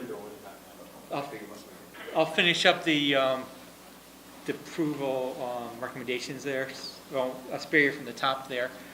But in order to make sure the coastal resources are protected during the construction process, I recommend the following conditions of approval. One, silt fence be installed adjacent to the stone bulkhead following the installation of the stone and prior to site grading and filling. Two, that the town zoning enforcement officer should be notified and inspect the sedimentation and erosion control prior to grading, filling activities. Soil stockpiles should be maintained by silt fencing or hay bales. And soil erosion and sedimentation control should be maintained until vegetation is established suitable to the satisfaction of the zoning enforcement officer. And three, the Planning and Zoning Commission approval should note that no work can be conducted below the coastal jurisdictional line until permit has been issued by DEP. As the commission does know, there's a joint jurisdiction within this property here with the elevation between the mean high tide and the coastal jurisdictional line. This group, and we've done it before on docks and some walls and stuff like that, have made approvals with the sort of footnote to the person that they need to also consult with DEP for permits there. So there's no hierarchy there, because I know there's conversation about Kevin Zavoy saying that we should have done the state should have been done first. There's no hierarchy written in the states that I found in the state statutes there indicating which one goes first. I mean, sometimes it's customary to have the state go first because they clarify everything before it comes into us. They do a broader sweep. As he indicated, they talk with the Shellfish Commission, the Harbor Management, the Army Corps, and stuff like that as part of their application. So we kind of asked people to kind of hold off, but since they were under an order and had to be basically, we had to go kind of first in this case here. But I believe the applicant knows that they can't start any work below elevation 4. If they want to, they can grade up to elevation 4, but it doesn't make sense for them until the state gives their approval. You have no problem with those further conditions by Kevin, right? No, those are standard. And Kevin, who read that letter into the record last time? Just kidding. I don't remember who. It may have been you. Probably was. But you flipped it over and there wasn't on the back, so I think I have to check the file. But I think it probably went through the copier and single-sided in the back. Probably got lost. All right. So you understand that D still has to say yes or no? Absolutely. All right. All right. Are there any questions? Oh, go ahead. What kind of soil is being put on that property? It'll be Are topsoil. you going to grow grass on it? What are you going to do to us? It'll be topsoil and be planted with typical upland grass vegetation species recommended by the state in the sedimentation and control guidelines. It'll be just topsoil and grass. And you're going to have rickrack or large rocks in front of your wall to stop this erosion again? It will be on the landward side of the wall. Yep, abutting the landward side of the wall, there will be a crushed gravel wrapped in geotextile. So it won't be large stones, it'll be crushed gravel. It'll be wrapped in geotextile in a trench adjacent to the landward side of the wall as a means of preventing erosion. Yes. How much of a guarantee do we have that that soil is not going to end up in our sound? Well, that's why we have our engineer here, who can answer that question. So what do you think? Is the soil going to end up in the sound? No. Okay. Could you identify yourself? Okay. For the record, Yeah. my name is Robert Graber. I'm a licensed professional engineer, land surveyor, and environmental professional in the state of Connecticut. Can you just tell us quickly why you don't think it's going to? Sure. The lay of the land as it occurs, or as it exists currently, would lend it to be prone for sediment transport into the marsh and into the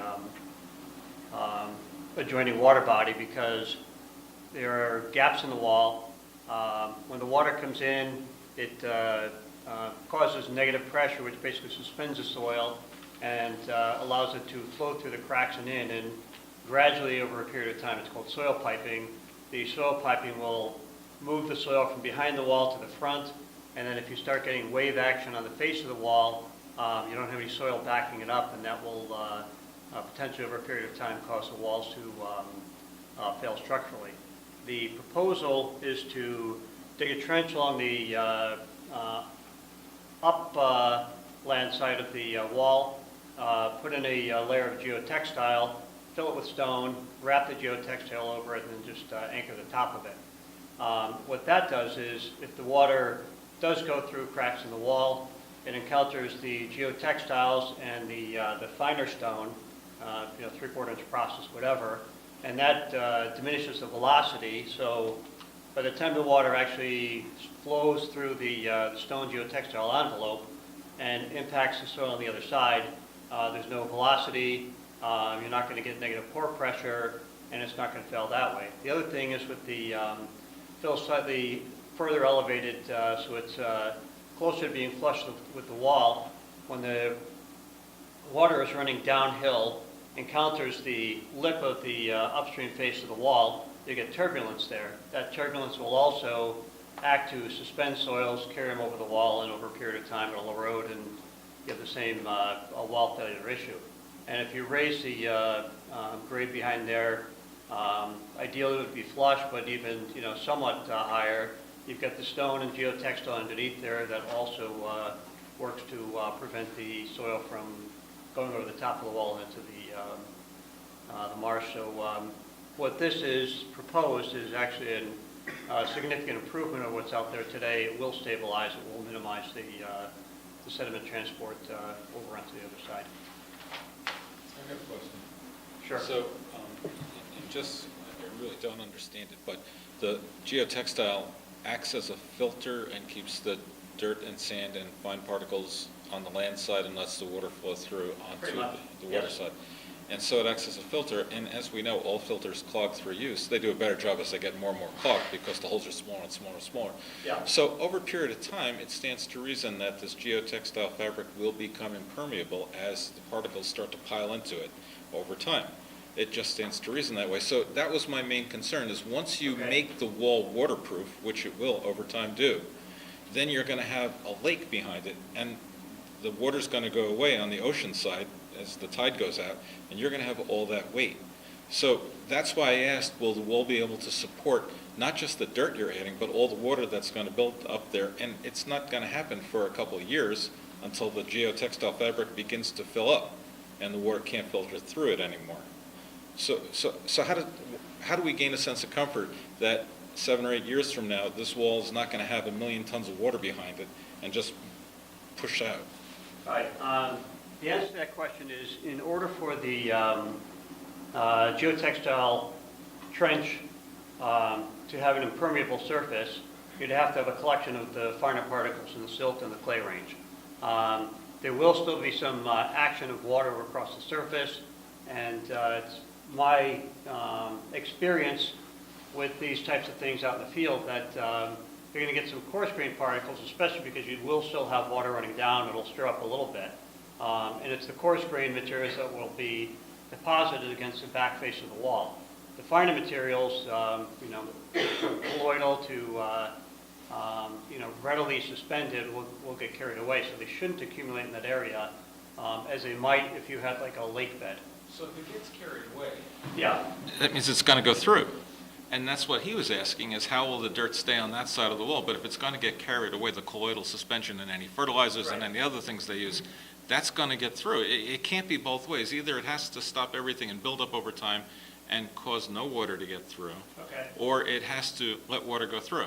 And with it, what you just said, which is some of the fines and some of the colloidal suspensions and all the other things. So it might just be that it's a mixture of both, and that's okay. We're just trying to gain an understanding. None of us have your depth of knowledge of all this, and I'm trying to really gain information from you. So it may just be that in the beginning, when the filter fabric is not packed with material, it might let more of the suspended solids through, and then over time, it may pack, it will pack, and it will let less and less and less as it becomes a better filter over time. And then that brings the other issue of, can the wall now carry all the weight of all that water once the tide goes out? And that really was my original. Okay. Let's take these, let's split it into two sections. One is you're going to have a stone envelope on the backside of the wall. So if there's, the classic situation would be a dam or an abutment or something like that, where if the water builds up behind the wall, you've got a greater density of the material behind it. You've got the weight of the soil, plus the pore spaces, which at one point were filled with air, but now they're saturated with water, and that could cause potential collapse of a vertical surface. And the standard engineering approach for something like that is to put a stone envelope behind it with some drains to allow the water to basically drop through and be carried away to the other side of the wall. You'll notice in drive up and down the streets, probably in a lot of places in town here, and wherever you see an abutment, especially like DOT ones, you'll see small pipes periodically along the base of the wall. Those are connected to a stone fill in the back of the wall, so it prevents buildup of water behind the wall by allowing it to freely drain through the stone envelope, through the pipe drains, and out the other side of the wall. In the case of the wall that's out there currently, there are a number of locations where you've got interstitial spaces, you've got cracks in the wall, and the backside of that is filled with the fabric and the stone, so that'll be a pathway for the water to drain out through the wall. So you won't get the pressure building up for the full length, or the full height of the wall. Your second issue is if you get ponding on the top of the wall, will that potentially also cause failure of the wall? And I have yet to see a wall with geotextiles where it is covered with fines to the point where it does retain any kind of significant barrier to infiltration into the ground below. How bad are these cracks? Do you have any pictures of them? I don't know if we have. And I guess the reason I'm asking that is if the wall fails, all of this stuff is going to go out into the Long Island Sound. We're really rolling some pretty big dice here.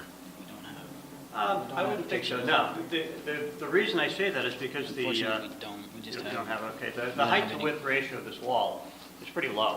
If you had drove under a highway, you've got a wall that, is 14 feet high and maybe, 3 feet thick at the base or something, then you've got the possibility of the wall topping over.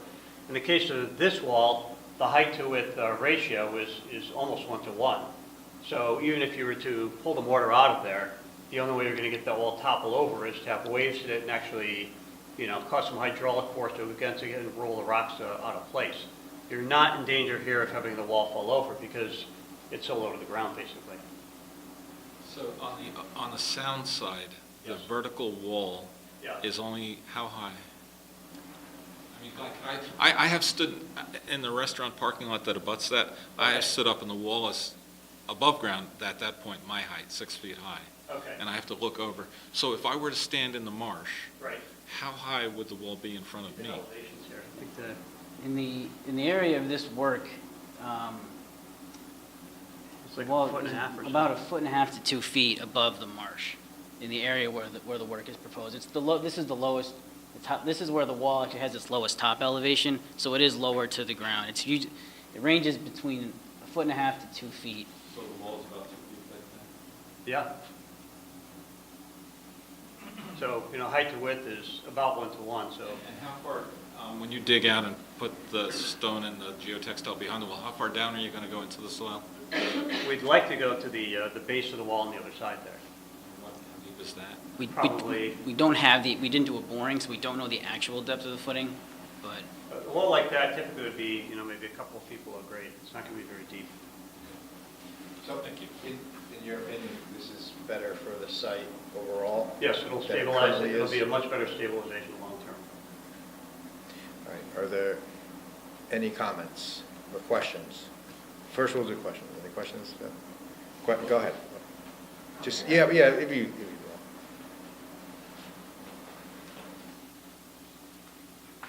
Thanks. Lori Desmet, 34 Seaside. I couldn't attend the last meeting. I sent some questions in. I watched the recording, and some of them were answered, some of them not. What I didn't hear from the last set of questions is what impact will that have to the surrounding properties? So you're looking to stabilize the water to 485, but I guess my assumption is it goes somewhere else, and I have an abutting property to this, and my concern was, will that water then kind of redirect and flow into flow into my property, which also gets flooded? And then, so that would be the main question. Then the second is, does allowing something like this set a precedent for other people in a similar situation to then make an application to build walls to then fortify their properties, and you have people that might want to try to say, okay, I'd like to now build a wall so that the water can't get into my property, is on the basis of this type of approval? I mean, in terms of, anyone can make an application. Right, Yeah, right. and so every application is looked at Yeah. on its face, not, I mean, sometimes this could be useful when we talk Mhm. about other applications, but often if the site, if the conditions of the site are consistent with something that would garner an approval, we will give an approval. If they're consistent with something that we would deny, we would have to deny that.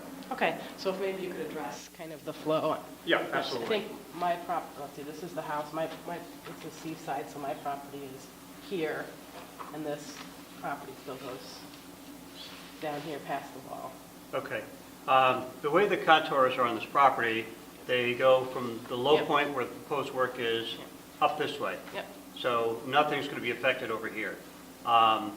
Water comes up here, it'll still drain down in the same path as it went before. It's not going to go here because there's a wall, it's not going to go here because it'd be going uphill. So it goes up, it goes down. So here. Yeah, there's nothing proposed in the marsh to redirect the flow towards your property. And the one thing I did note in the letter was the wall on this side, by placing the fill there, that reduces the exposed face of the wall here, so it'll actually make that wall more stable. Will it increase in your opinion, do you think it will increase any water flow onto her property? No. Is there anyone that would like to speak against the application or in favor of the application? Okay. Anyone have anything else? All right. I'll hear a motion. Yeah, make a motion. Okay, go ahead. Motion to close it. Any seconds? Second. All right, all in favor? Motion for the regular agenda. Go back to Mr. Charudis. Oh. Continue that hearing to the 20th. Sure. I will entertain, I'll make a motion to continue Terudis' hearing to the second. All in favor? Aye. Motion to approve regular agenda, revised agenda. Any seconds? Second? Second. All in favor? Aye. All right, so we will look at the, Who are we going to hear? Moco will be first. Okay. Chicken approval. Do you want me to read it? Yeah, go ahead. That the Planning and Zoning Commission approves a special permit to Christian and Gilbert Mogul to allow the keeping of 6 chickens, 2 horses, as described in the application dated 10/2/17 at 260 Landon Way, map 69, lot 42-9. The application is approved with the following conditions. The applicant shall comply with Department of Agriculture's best practices of handling and controlling manure waste from the farm and livestock poultry facilities. Just letter conditions. I gotta Yeah, read and that then, too? no, we'll just say, and you'll incorporate Kevin McGee's letter dated December 5th. And that, all right. The application is approved based upon the finding of that confront with the zoning code. The special permit is effective December 15th, 2017, upon the filing of the town clerk and approved with Kevin McGee's. December Kevin 5th. McGee's December 5th, 2017. Second. All right, any discussion? No, I think that this is a real positive application, and the more chickens we have in Guilford, the better. So I'm really behind this one 100%. Yeah, I see no problem with it. They're only getting 2 additional chickens for the record. This is all over 2 chickens. All right, And no roosters. No. all right, all in favor? Aye. All right. Weedy. All right. Voted that the Guilford Planning and Zoning Commission approve a special permit for an accessory apartment for Brian Weedy for property at 97 Vineyard Point Road, map 9, lot 1A, as shown on an application dated 10/24/17. This application is approved with the following conditions: that a separate septic system be installed to service the apartment for final approval of the building permit and occupancy of the building. This application is approved based on a finding that it conforms with the zoning code. The special permit is effective December 15th and upon filing with the town clerk. I think it was a pretty straightforward application. Yeah, this is exactly why we have these rules in place, so people could do this. This is fine. All right, all in favor? Aye. All right.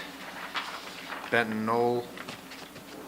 Benton Knoll voted that the Guilford Planning and Zoning Commission approved the special permit for Benton Knoll PRD Unit 7, Map 8, Lot 24, to install swimming pool as shown on the application dated 10/12/2017. The application is with the following conditions. The zoning enforcement officer will be noted to inspect for sedimentation and erosion control measurements prior to the construction. All discharge from the pool be conducted in accordance with the latest version of Connecticut DEP's general permit to discharge swimming pool waste. The application is approved based upon the finding that it conforms with the zoning code. The special permit is effective December 15th, 2017, upon filing with the town clerk. Second. We've done like 3 of these. Yes, I gotta say. The problem with the PRDs is every time they change anything on the exterior, we gotta go through this. And the truth is, this is a person who wants to have a home in Guilford and really enjoy it, and I could not be more on board with this. It has no negative impact, and they're going to have a great house. All right, all in favor? Aye. Ocean Co. Proposed motion, Ocean Co. voted that the Guilford Planning and Zoning Commission approve a coastal area management application for Ocean Co. at 485 Whitfield Street, map 2, lot 9, as shown on an application dated 9/22/2017. This application is approved with the following conditions. So Kevin McGee, I would just cite to Kevin McGee's letter that was read into the record at the meeting. Complete letter. Yeah. We have a revised date on that application. If I can find it here. Waldo's app, I think it's dated today. Which one?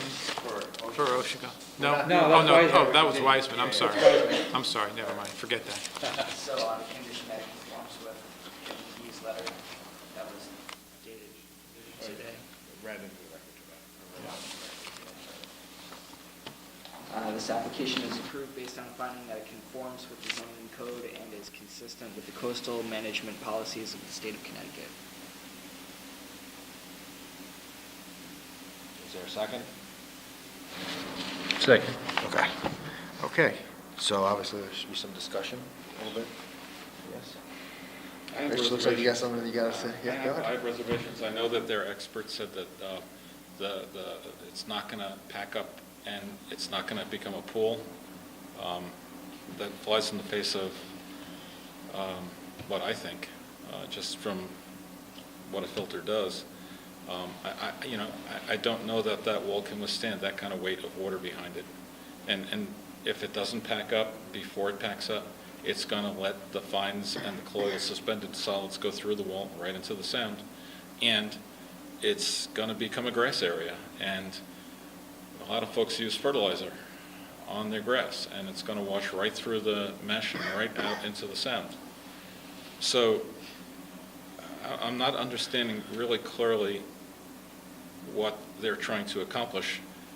And if it really is just to grow some grass, the risks that are associated with this are not warranted.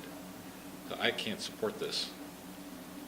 So, I mean, at least my understanding of what his responses were to your concerns did make me feel comfortable in the sense that he,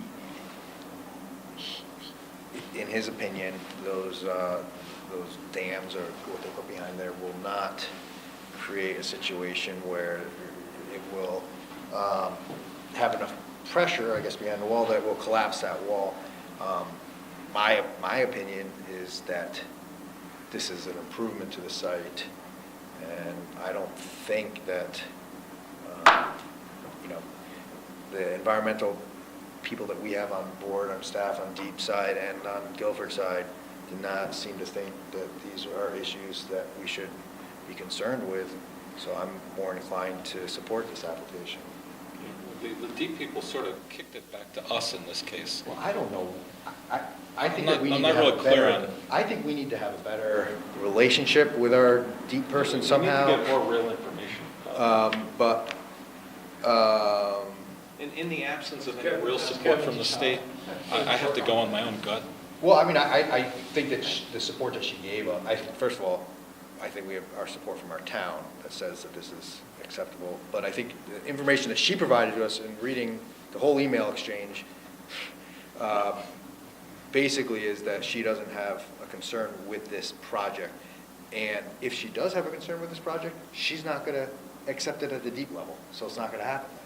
So that's why I support her. I don't think that it's fair to say that she has a concern with the project, and I think it's absolutely unfair to say that we shouldn't use information we have from our environmental planner. Okay. We're just That's too, fair. yeah. Again, we have different points of Yeah. views, and that's what this is all Yeah, about. That's why exactly. we're all here. If it, it's not like no dam has ever burst. There are dam bursts, and dams do fail. And this wall is becoming a dam over time. So, for me, the risk is huge for what the damage is going to get cost to the sound for some grass. And we're supposed to weigh the benefits versus the risks, according to some of the stuff I read. And so I don't see the benefit being worth this risk. Well, for me, the benefit here is this wall that they describe as falling apart, and this shoreline that they describe as eroding will no longer erode, and the wall will be shored up. So I think that there are some benefits. I don't think that they would be spending time and money to do something that's a net negative or net neutral. I'm sure that there are some positives here, and I think that the positives do outweigh the chance of something that is not constructed to be a dam, that's constructed to be a wall, that will likely, under every piece of information that we have from individuals that have any form of formal training in the matter, have suggested to us will not collapse. I mean, that's all that we can go after. This isn't a dam, this is a wall. And it might appear that there's a chance that this could be a dam, but that's not really what has been presented to us. And one of the other things we have to do, and one of the reasons that the courts almost entirely side with the commissioners, is we're in the room and they rely on us to evaluate the validity of the statement based on where the person is coming from, why they're making the statement, who they are working for. In this case, I can't imagine the applicant would put a professional here who would say that, the wall. We have our own town staff here that's not suggesting that. I don't know that our staff evaluated the strength of the wall. And that is really my only concern, is that if the wall fails, it really is going to fail. And again, That's a concern for every single wall that is on the shoreline. Okay, we're doing work on this wall. We're making more pressure on it. We're I going think the goal is to change relieve the pressure and to make it better. Okay. Well, I don't agree with that, but that's why we're here. Yeah, sure. Well, what I've seen in the past is, we get a storm, a serious storm, and you can't tell me what water's gonna do. I've seen what it's done. I've seen what it's done to roads that have been protected very, very strongly. Like, for instance, down on Sachem Head, when you go all the way around, where the tennis courts are, how many times have we torn that up? Now, we just gave them an okay to go ahead and take care of that. Yeah. And I mean, it can do serious damage. So, I don't know, the only problem I have is that soil going back into the water. I'm not gonna argue with the engineer that says it's not gonna happen.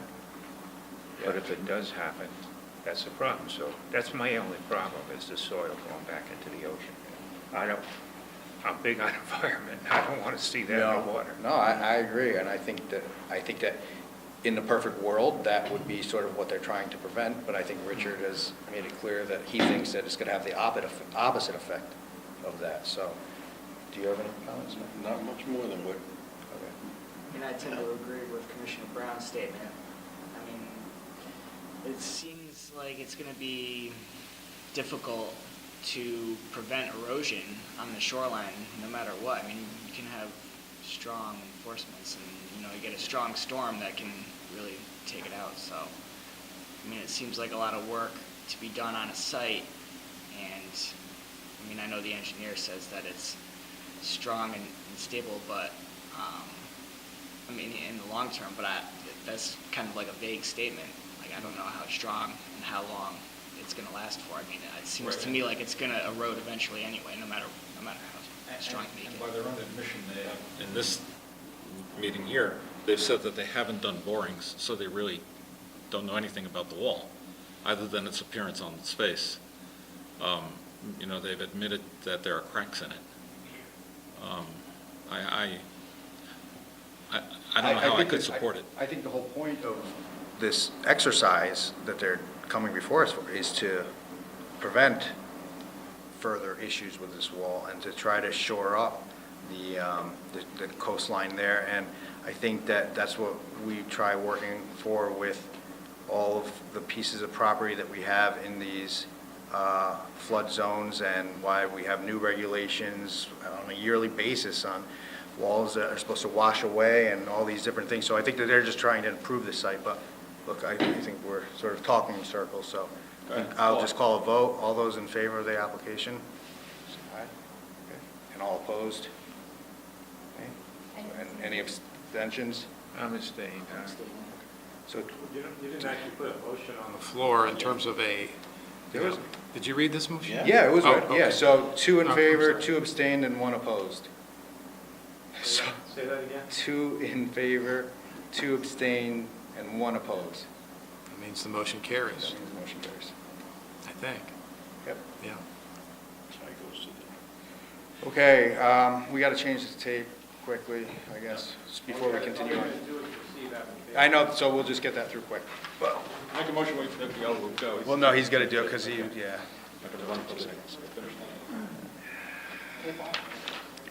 Rich, you had them. You had them right there. You had to bring it home. You had them. You had the 2.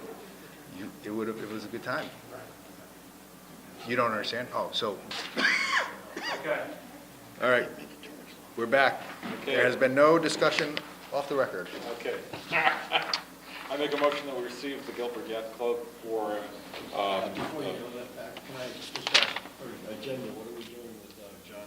It was continued while you were on there. All right.